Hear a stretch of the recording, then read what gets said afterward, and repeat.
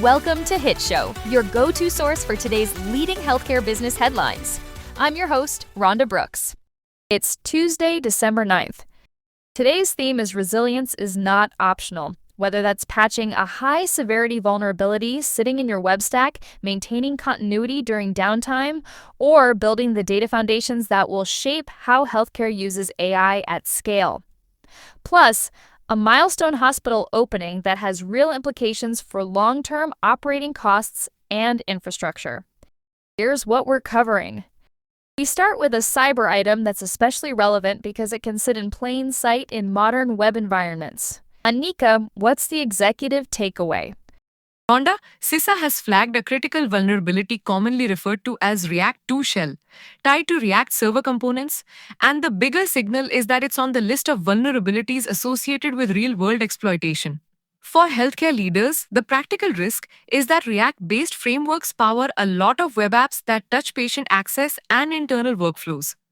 So what should a CIO or CISO do today? Not just this quarter. 3 quick moves. 1.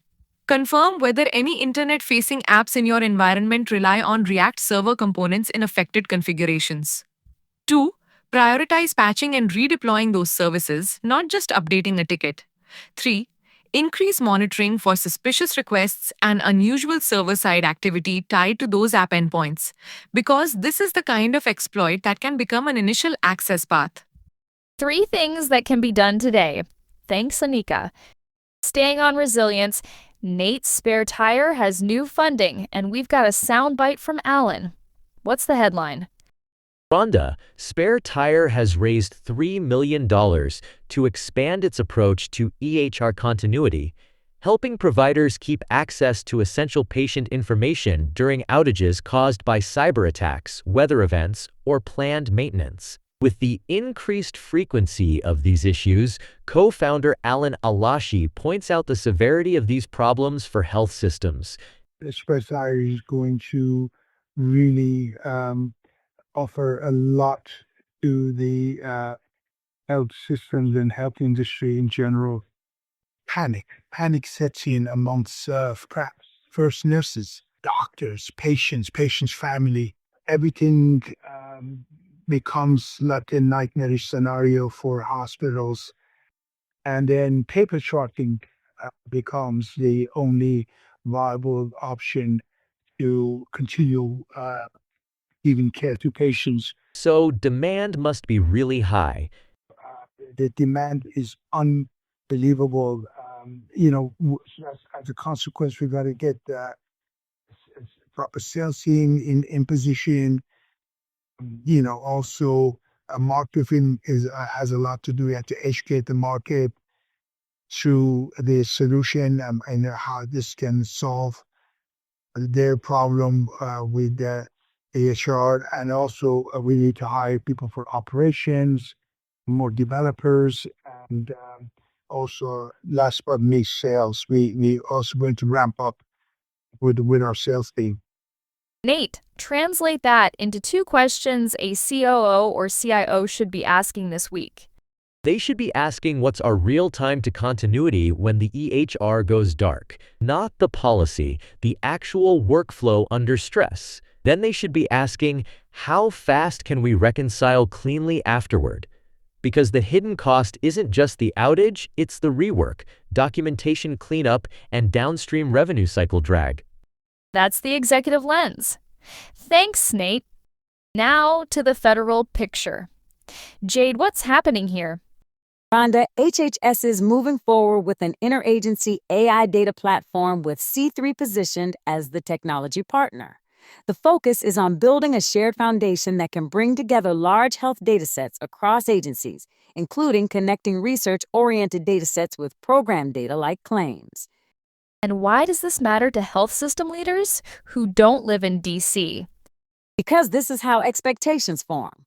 Over time, these platforms can influence how outcomes are measured, what good data governance looks like, and how AI-driven oversight and reporting evolve. Even if hospitals never touch the platform directly, the downstream standards often show up later in quality programs, audits, and policy direction. Great context, thanks, Jade. Quick break. When we come back, the nation's first all-electric acute care hospital is opening tomorrow, and why that matters beyond the press release. Stay with us. HITshow is made possible by EY, a globally connected, multidisciplinary professional services organization driven by innovation and action for the long term. An optimistic future where business, people, society, and the planet thrive. EY can help you shape the future with confidence. And by Ovation. Built on Epic and integrated with your existing care pathways, Ovation offers virtual first care that is entirely human, connecting patients to the health systems they trust. That's Ovation. Welcome back. You're listening to HITshow. The nation's first all-electric acute care hospital opens tomorrow, and it's more than just a green building story.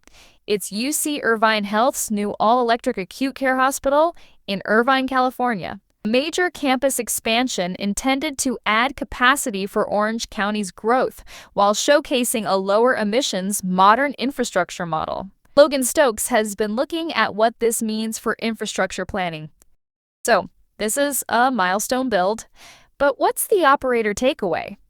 The larger point for health system executives is how electrification changes long-term infrastructure planning, energy strategy maintenance models, capital allocation, and resilience assumptions. So, for systems not building new towers, what's the practical Monday morning lesson? Use this as a benchmarking moment.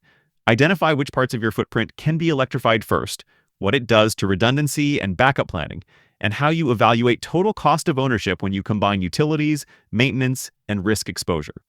Appreciate it. Thanks, Logan. Next up, identity is becoming part of the digital front door arms race. Peter, what's the update? RHONDA Sharecare announced a partnership with Clear focused on trusted digital identity for its AskMD experience, positioning this as a way to enable secure access to personalized clinical care and benefits experiences, with rollout timing described for 2026. Okay, so what should hospital leaders listen for as this space evolves? Whether verified identity becomes a required layer for higher trust digital workflows, not just logging in, but enabling personalization while reducing fraud and account takeover. The tension will be friction versus security, and who owns that identity step in the patient journey. Makes sense. Thanks, Pete. That's all the time we have for today. Thank you for joining us on HITshow. If you liked these stories, please follow us on LinkedIn and check out our in-depth feature videos on hit.show. HITshow, your go-to source for healthcare business news, can be found all the places where podcasts are heard. Please join us again tomorrow for the latest headlines in healthcare. HITshow is made possible by Kimchi. Transform your team with an agentic AI workforce that creates, optimizes, and distributes marketing content while keeping the human touch. For an AI workforce powered by you, kimchi.com.